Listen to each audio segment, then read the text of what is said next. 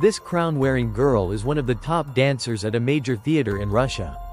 With her graceful figure and elegant moves, she attracts countless wealthy and powerful admirers every single day.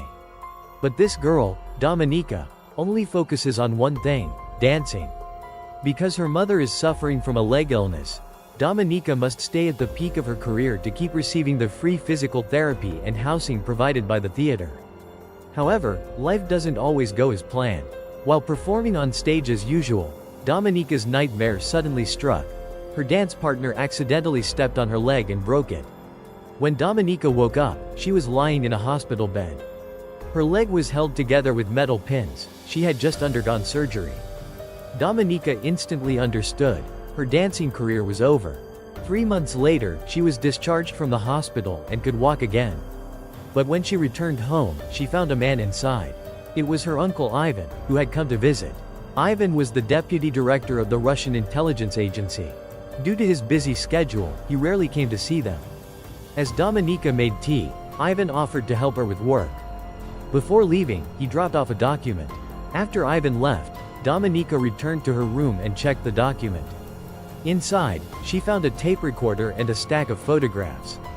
She played the tape. It was a recording of her male dance partner speaking with another female dancer.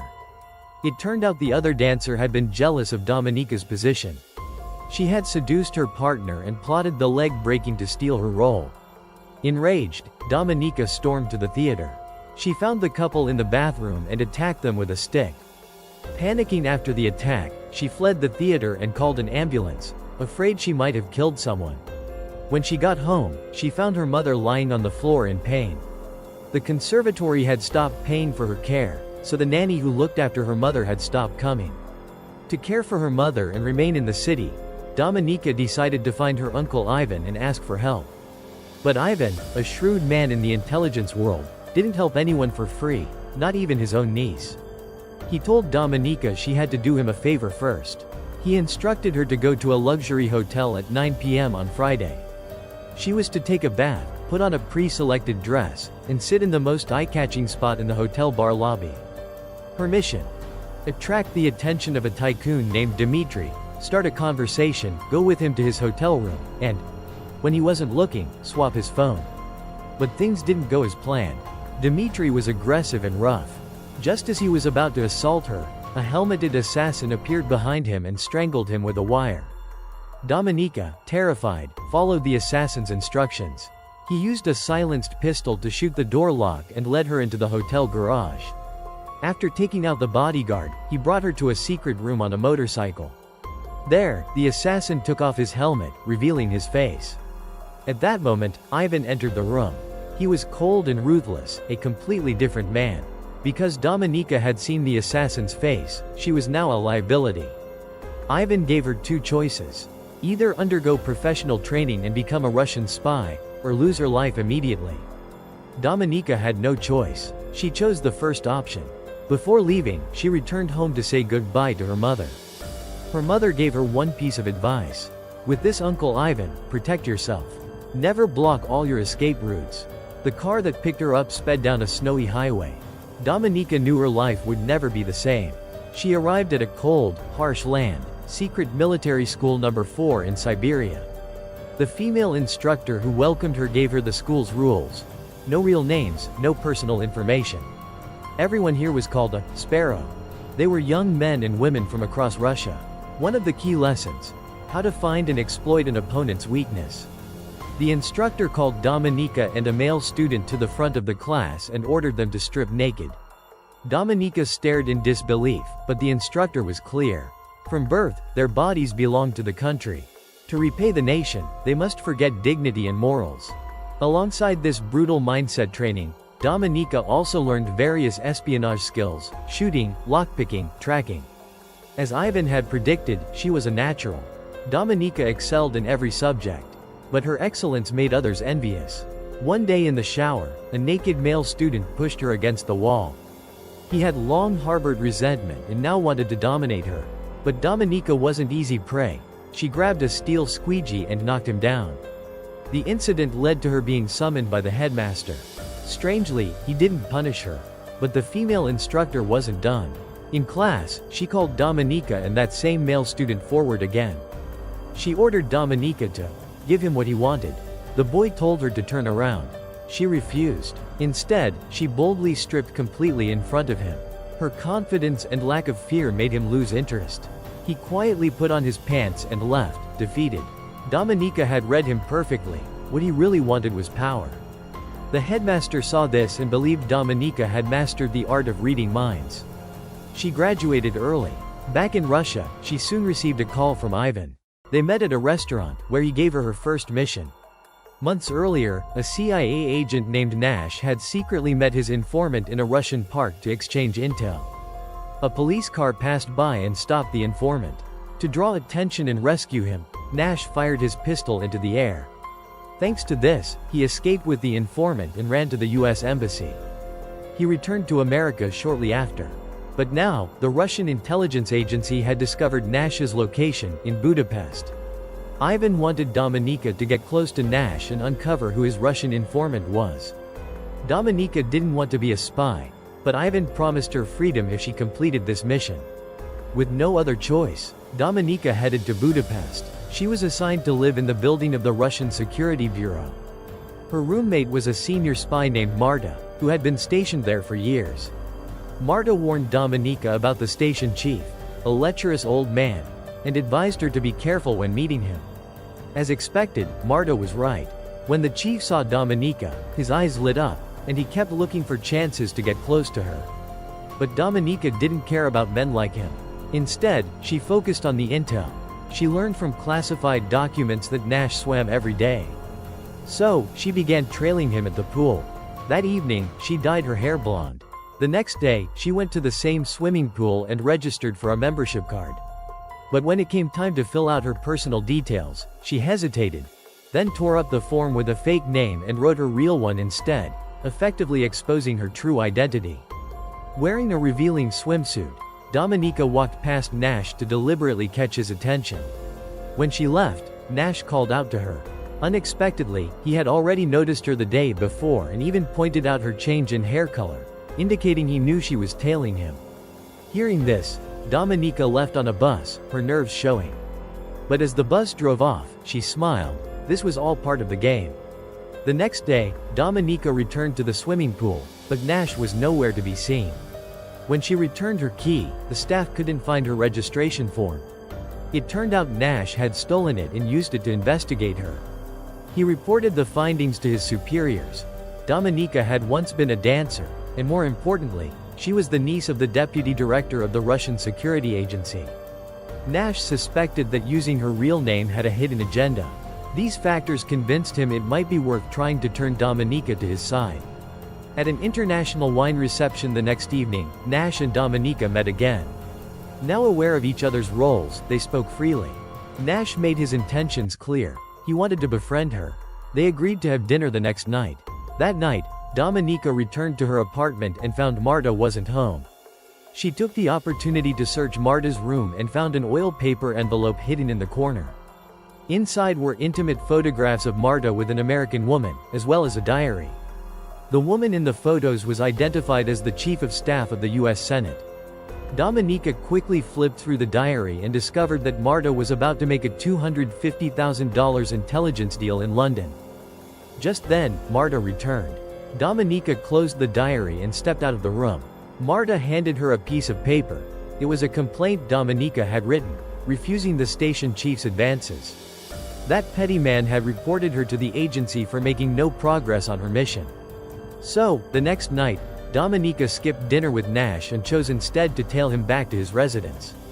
Having learned his address, she rang his doorbell, eyes teary, playing the role of a distressed woman. She attempted to seduce him, hoping to use her beauty to manipulate him. But Nash didn't fall for it. He asked her to think about what she truly wanted. For the first time, Dominika experienced failure in reading someone's intentions. Still, she asked Nash to meet again the next day. The following day, she waited at the swimming pool, but Nash never showed. Left with no choice, she went back to his house. Using her lockpicking skills, she broke in and searched the place but found nothing useful. Just as she was about to leave, she noticed 2 wine glasses still on the table from the previous night. She took the one with Nash's fingerprints. Back home, Dominika was surprised to find Ivan waiting for her. The station chief had tattled on her again, reporting her lack of progress. In a panic, Dominika revealed Marta's secret, the $250,000 deal with the Americans. She claimed they were working together and asked Ivan to fund it up front. Ivan realized this could be valuable and decided to let her go for the time being. As he was about to leave, he said he forgot his coat. Dominika fetched it for him, and in the process, memorized the number on his passport. As she turned around, she was startled to find Marta pointing a gun at her. Marta had overheard the entire conversation. She demanded to know why Dominika was stealing the target she had spent over a year cultivating. Dominika explained that Marta could never receive the $250,000 on her own, but she, Dominika, might be able to convince the Russian Security Bureau to fund the deal. Dominika went to the train station and bought a ticket to Vienna. Then she headed to a local bank. Through the glass, she spotted a young, inexperienced-looking male employee, her next target. When the bank closed, Dominika rushed in, pretending to need help opening an account. The same young man was responsible for locking up. When the beautiful woman asked him to join her for coffee and help with the paperwork, the shy, socially awkward employee agreed. That same night, Dominika returned to her place in Budapest. But Marta was nowhere to be seen. The bathroom door stood slightly ajar, and inside, a nightmare awaited. The assassin who had once murdered the tycoon Dmitri had come for Marta, and brutally ended her life. He spared Dominika only because she was Ivan's granddaughter. But his warning was chilling. If anyone finds out I killed Dmitri, the next person in this tub will be you. The local police launched an investigation, but they found nothing. No evidence, no leads. So, Dominika was released. Waiting for her at the police station gate was Nash. He had received intel from his team, and now, he confronted Dominika directly. He knew everything. She was a Sparrow, a Russian spy trained in manipulation and seduction. Nash condemned the Russian Security Bureau for their cruelty toward their own agents and tried to convince Dominika to switch sides. He promised her protection. He said she could work with the CIA and finally be free. Dominika, shaken and uncertain, agreed. Nash brought her to a CIA safehouse in Budapest. There, two CIA executives greeted her with suspicion. To confirm her loyalty, they strapped her to a lie detector and interrogated her. But they underestimated her. Dominika was too well trained. The test? Useless. Then, Dominika made her demand. $30,000 transferred monthly to her account in Vienna. The CIA scoffed. The deal was scheduled at a hotel in London.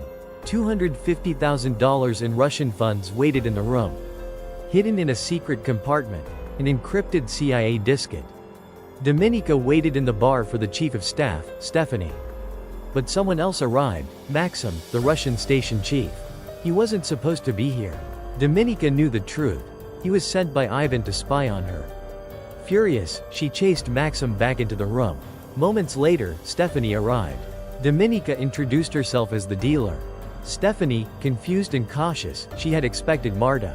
But Dominika knew everything about her. Stephanie was desperate for money. And desperation can be persuasive. In the room, Stephanie saw the cash. She hesitated, then handed over the diskette. Dominika opened the hidden compartment and began the switch. But the process was slow.